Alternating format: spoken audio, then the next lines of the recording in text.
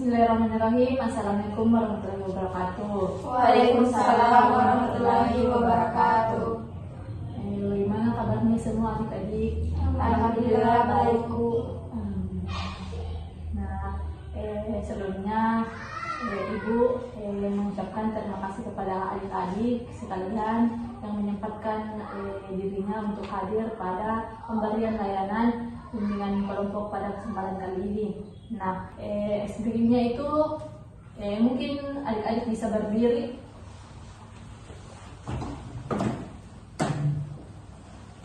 Nah, kalau Ibu bilang pagi itu tepuk 1 kali, kalau siang tepuk 2 kali, kalau malam tepuk 1/2.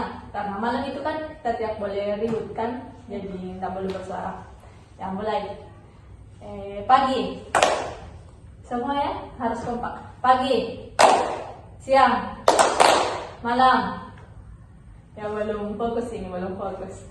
Ulang-ulang. Ya mulai lagi. 1, 2, 3. Malam. Selanjutnya, apakah sudah siap kalian melaksanakan layanan pada waktu ini? Siap, Bu. Baik. Ibu akan membuat kesepakatan waktu. Kesepakatan waktunya itu 1 kali 45 menit. Apakah kalian bersedia? Bersedia, Bu. Sebelumnya Ibu meminta kalian semua untuk aktif dalam kegiatan pada kesempatan kali ini. Jangan malu-malu ataupun ragu-ragu jika ada yang ingin ditanyakan. Nah, kita akan membahas itu mengenai motivasi belajar.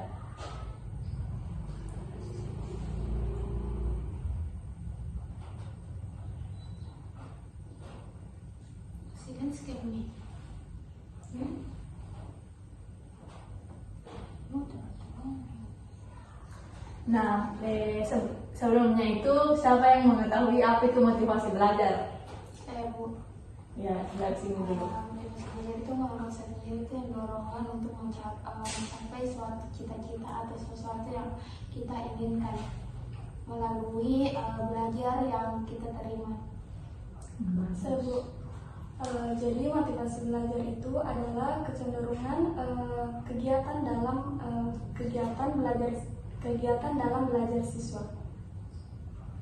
Kalau anak-anak, Saya, Bu, dorongan untuk melakukan kegiatan belajar lebih baik lagi.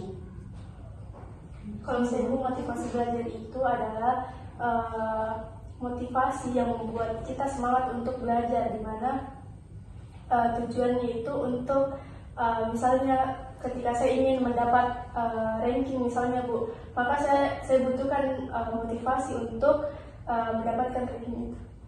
bagus, jawaban yang bagus semuanya. Berarti sebelumnya adik-adik sudah paham apa itu motivasi belajar. Jadi kami simpulkan bahwa motivasi belajar adalah keseluruhan daya penggerak yang terjadi dalam diri kita sendiri yang menimbulkan kegiatan belajar. Nah, yang menjamin kelangsungan dari kegiatan dan memberikan arah pada kegiatan tersebut. Misalnya kita melakukan sesuatu, namun tanpa motivasi, tentunya kita akan merasa malas.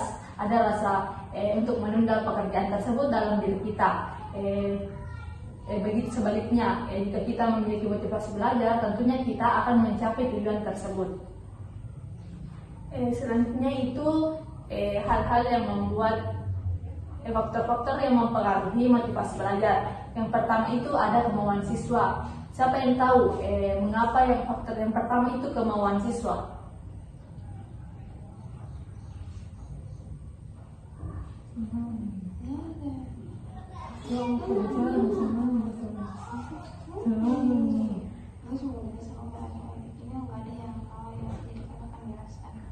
Jadi kemauan siswa itu adik-adik bagaimana adanya kemampuan dari dalam diri kita sendiri.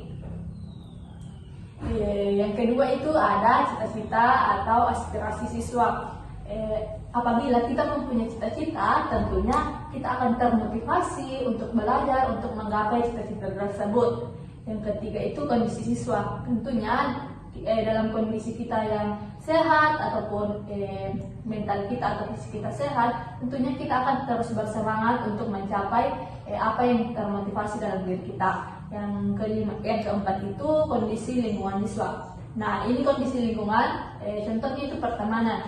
Nah, dalam pertemanan, ini motivasi belajar paling perlu karena jika kita berteman dengan teman yang rajin begitu, kita tentunya akan termotivasi untuk belajar. Begitupun sebaliknya jika kita berteman dengan murid yang atau teman yang malas, kita tentunya akan ikut-ikutan malas untuk mengerjakan tugas. Yang terakhir itu ada unsur-unsur dinamis dalam pembelajaran.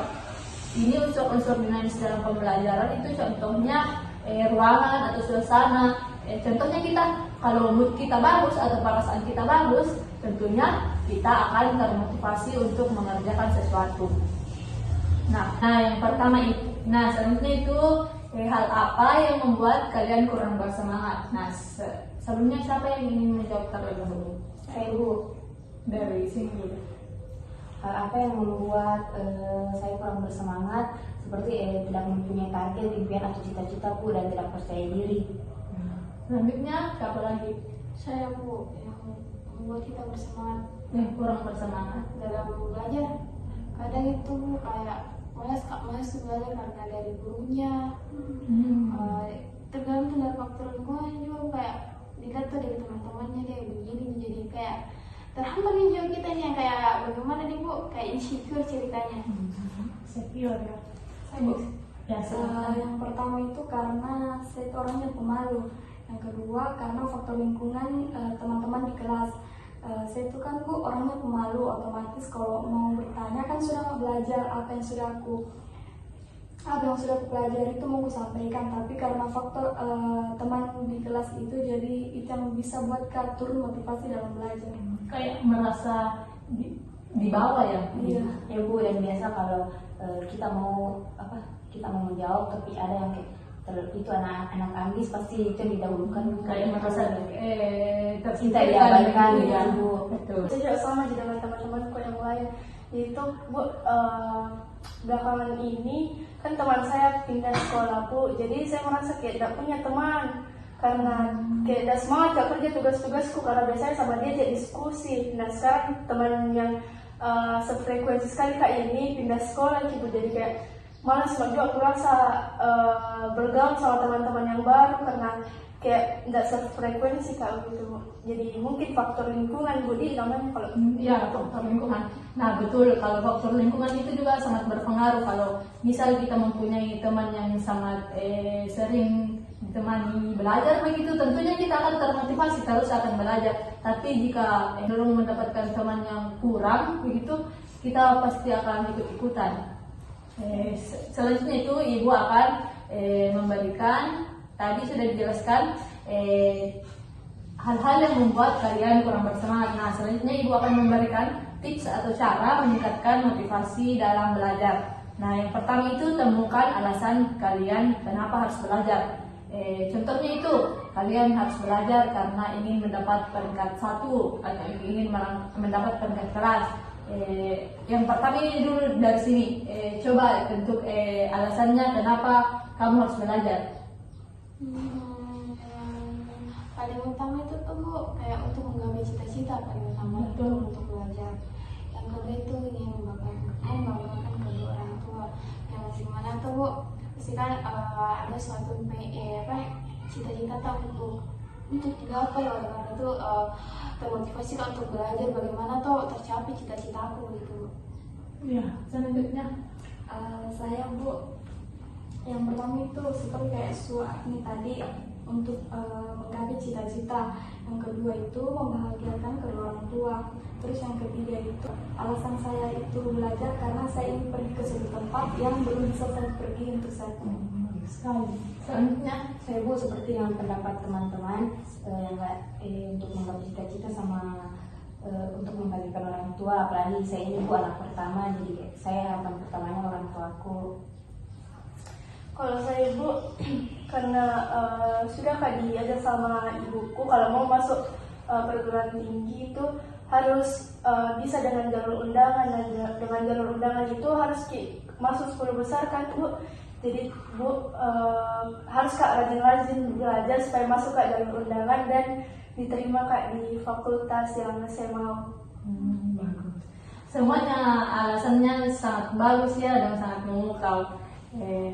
Semua juga sudah menemukan alasannya untuk mengapa harus belajar. Yang kedua itu tujuannya dalam mempelajari suatu hal atau bidang. Nah, dalam mempelajari suatu hal tentunya kita harus mengetahui apa bidang tersebut. Kita tidak boleh kayak ikut-ikutan dengan teman, namun ujung-ujungnya karena misal temannya ini keluar, kita juga ikutan keluar karena kita tidak mempunyai tujuan untuk hal tersebut. Kita hanya ikut-ikutan untuk masuk begitu. Yang ketiga itu berikan sugesti positif pada diri sendiri. Seperti tadi, ada yang insecure atau merasa dirinya kurang. Kita harus memberikan kepada diri kita bahwa kita bisa dan kita sanggup menjalani hal tersebut. Semua kan jika tidak dicoba, kita tidak tahu apa akhirnya begitu. Yang keempat itu buatlah manajemen waktu yang baik untuk belajar. Nah, manajemen waktu ini sangat penting karena jika kita tidak memanage waktu, kita akan keteteran atau biasa itu kita akan melewatkan deadline tugas atau tidak mengumpulkan tugas. Nah, yang kelima itu gunakan cara yang nyaman untuk kita bisa belajar dengan baik. Nah, dalam hal ini tentunya ruangan ataupun kondisi suasana mood itu sangat berpengaruh. Dalam keadaan ruangan yang bagus atau terang, tentunya kita saat membaca buku itu kita akan tidak ngantuk kan? Kalau bisa suasana gelap begitu pasti kayak keadaan kita cepat mengantuk begitu. Yang keenam itu lakukan secara perlahan dan konsisten. Nah, dari cara yang pertama itu dan sampai yang kelima itu jika kita melakukannya dengan konsisten dan secara perlahan, tentunya kita akan membangkitkan motivasi belajar kita dan mampu mencapai alasan-alasan tadi yang kalian paparkan bahwa bagaimana kalian ingin meningkatkan motivasi belajar kalian. Nah, selanjutnya itu Ibu akan menampilkan sebuah video yang membahas tentang anak yang mengalami kurangnya motivasi belajar. Jadi dalam video ini menjelaskan bahwa ada seorang murid yang mengalami kesulitan belajar atau tidak termotivasi belajar, tapi dalam dirinya itu ada kemampuan mau belajar, tapi ada pengaruh keluarga begitu, kayak dia tertekan di rumahnya, jadi dia termotivasi belajar atau mengalami kesulitan belajar. Nah, di sini pentingnya peran orang tua juga dalam motivasi belajar anak, karena jika peran orang tua tidak terdapat dalam motivasi belajar anak, tentunya anak kayak terbebani begitu belajar.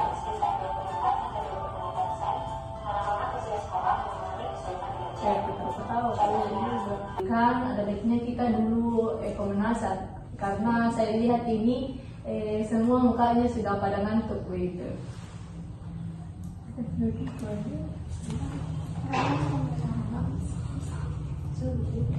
Berdiri dulu semua.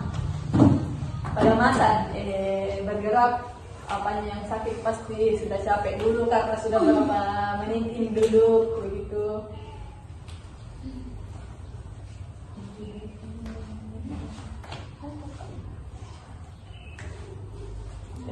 Duduk sekarang. Ada yang masih hafal lagu waktu kecil itu yang di sini senang senang. Hafal semua? Hafal. Ya, silahkan bernyanyi sama-sama. Bisa ya. Di sini senang.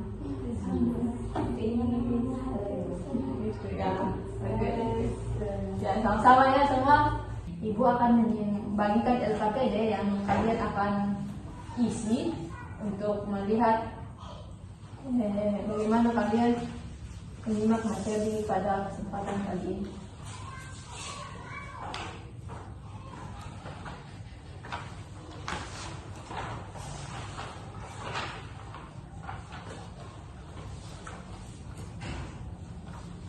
Ya, silahkan diisi LKPD-nya.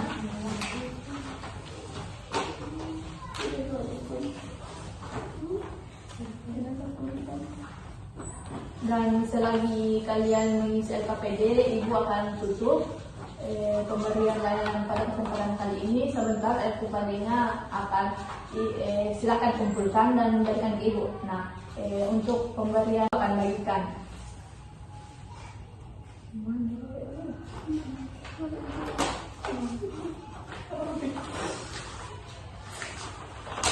Terus